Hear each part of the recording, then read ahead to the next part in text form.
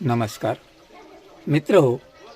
आपल्या राज्याचे उपमुख्यमंत्री असणारे अजितदादा पवार यांच्या दुःखद अपघातानंतर किंवा मृत्यूनंतर ज्या काही गोष्टी आता समोर प्रसारमाध्यमावर याल्यात त्यात किती खरं किती खोटं काय चौकशी हे सगळं बाजूला. पण आता ज्याप्रमाणे संजय राऊतांनी आरोप केले की याची सुप्रीम कोर्टाच्या जजमार्फत म्हणजे एखाद्या निवृत्त न्यायाधीशामार्फत चौकशी व्हावी आणि सुरुवातीला पहिल्यांदा जर आरोप कोणी केला असेल किंवा शंका उपस्थित केली असेल तर त्या पश्चिम बंगालच्या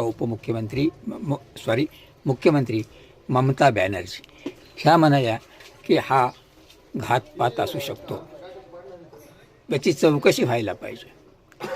त्यानंतर अमोल मिटकरींनी 4-5 प्रश्न उपस्थित केले की त्यांचे CCTV फुटेज मुंबईवरचे कुठे आहेत, त्यांचे पायलट का बदलले, त्यांच्यासोबत कुणीच नाही, विमानामध्ये 6 लोक अगोदर मीडियाने दाखवलं, नंतर 5च मृतदेह कसे सापडले, दादांच्या हातातलं घड्याळ कुठं आहे, असे अनेक कांगोरे असताना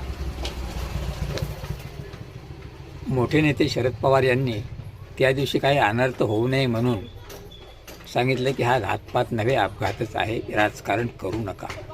तरीसुद्धा आता त्यावर आज शिवसेना एकनाथ शिंदे गटाचे मोठे नेते रामदास कदम यांनी भयानक मोठा गौप्यस्फोट केला आहे. ते म्हणतात की अजित पवारांचा घातपात हा सुनील तटकरेंनी घडवून आणला आहे, कारण सुनील तटकरेच याला जबाबदार आहेत आणि त्यांनीच हिंदू रीतिरिवाजाप्रमाणे त्या माऊलीचं कुंकू पुसल्यानंतर 10 दिवस सुतकसुद्धा पाळू दिलं नाही, मुंबईमध्ये आणून शपथविधी घडून आणला. खरंच रामदास कदम यांच्या आरोपात तथ्य असेल का ते येता काळ ठरवेल.